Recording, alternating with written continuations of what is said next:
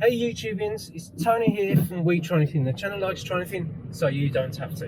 What I thought I'd do today is just give you an update on the Micra that we reviewed a couple of months ago, I believe, or it was a fair amount of time ago. And what I wanted to do is just give you an update. I've had this vehicle for the past, God, it's been since not March this year. It's been last year. And what I wanted to do is just talk about what it's like to own. And in fairness, I mean, this car is an ideal car for what would be a first-time driver, so someone who's just passed their test, a young person or an older person, or you know, as a second car really. And the thing is, we've been using it for as it were as a second car, which has been great. And the only thing I've found hard with this car is just the fact that it's got 3 doors, and it hasn't been a car that, I mean, I've always wished I went for the 5-door variant of this vehicle. I mean, unfortunately it wasn't there at the time when I bought it, and this was the only one that was on offer for the amount that I paid for it. But you know, this is a car that's only done 52,000 miles, and it's just something I wanted cheap and cheerful, just to help me get the kids around and stuff like that.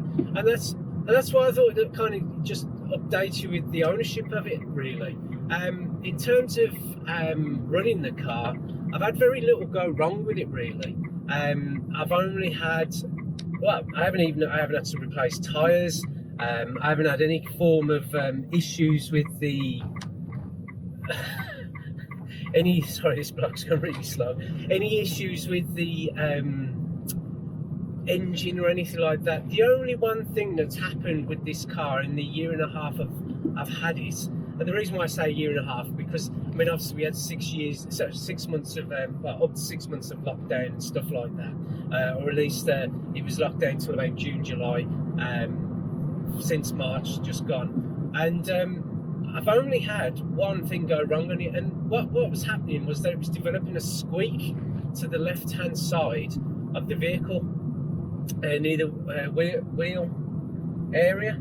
And what it was a wishbone that was gone, and it was identified at the MOT. Sorry,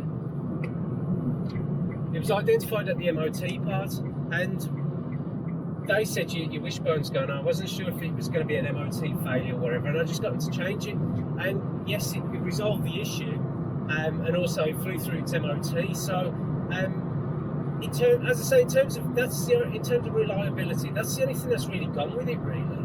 I haven't had any other issues. I mean, I've done 52,000 miles, 52 and some change, really. And I think I picked it up when I've done about like 6,000 miles this year so far, or this year and a half, and it's been good. It's been good. Miles per gallon, it's not been stratospheric what I was expecting. You know, the 60-gallon mark or anything like that. I mean, it's averaging about 51.4, which to some people, you know, like if you're driving a petrol car, that, you know, that's a good deal, really. That's a good amount. But for a diesel, I don't know, I expected a bit more, but you know, it's been fine. I mean, it costs in this day and age, I think it's to quote, it's about £1.30 a litre of fuel of diesel. So it costs about £40 to £45 to fill this up. So, and I'm getting about 450 miles out of a full tank. So, you know, you kind of make your own mind up what you think about the economy of this car. But you know, it's cheap to tax. It's £30, and that's it really. It's been cheap to very cheap to insure, I've got to say. I mean, I think for me, and I've got about 5 years no claims, I was looking at about £220 all in, and that's obviously if you pay it off. I mean, obviously if you do it monthly, you will have to pay a little bit extra in interest, because obviously it goes through finance stuff. But in terms of running the car, yeah, it's been fine. I mean, the only thing I've done on it is an EGR valve, and I haven't changed it, I've just cleaned it. And the beauty of the engine, I mean, there is a few YouTube videos showing you how to do that, which is great, because obviously it's based on the same type of engine that's in the Clio you'll probably find the same type of engine in certain other vehicles like that. I've got a 1.5 DCI engine as such, because obviously as this is Nissan badged, it has got a Renault engine in. Now some people may think, well, you know, I mean, like I did, Renault French, not the best of reliability, but it's always started. It's never let me down. I mean, I've took it down to Birmingham and back and stuff like that, and it's been very well behaved. If anything, I haven't had any oil leaks, any coolant leaks, or anything like that. And unlike the Kia, which I will review very soon, which has had quite a few issues with it, which have all been covered by Kia warranty, I may add. This has been all right. The only other things I've got issues with, it's got a high clutch bite, so I don't know if that's an issue with the clutch, but it's been okay. It's not slipping or anything, so you know it's been all right. But as I say, the only real problem I've found with the Nissan Micra in the ownership is the fact that it's got 3 doors, and that's more down to my buying it than trying to find a 5-door version. But then when I was came to buy this Micra, I wasn't even looking for a Micra, in fairness, and it was just something that it was there at the time. It was quite a good price, I felt, for the mileage and the age of the vehicle, and the fact that it had full service history. It had an owner for 11 years and stuff like that. So, you know, everything seemed to all the planets seemed to align in terms of this car. But from what I would say, I mean, if you are looking for a Micra, I would definitely consider one. But I would consider one if you've got a family, then definitely go for the 5-door, because a 3-door you're going to find a challenge. Though some people do cope with 3 doors, 5-door will make your life a bit better. In terms of boots, the boot's been fine. You know, it's not massive, but then it's not small like you would get in some very small city cars.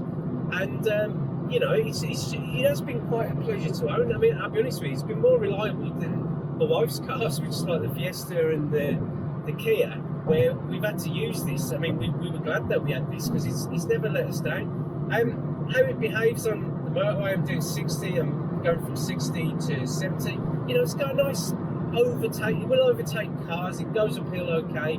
You know, you will have to go down a gear and stuff if you're looking to do that on certain hills. But overall, it keeps up with modern traffic very well.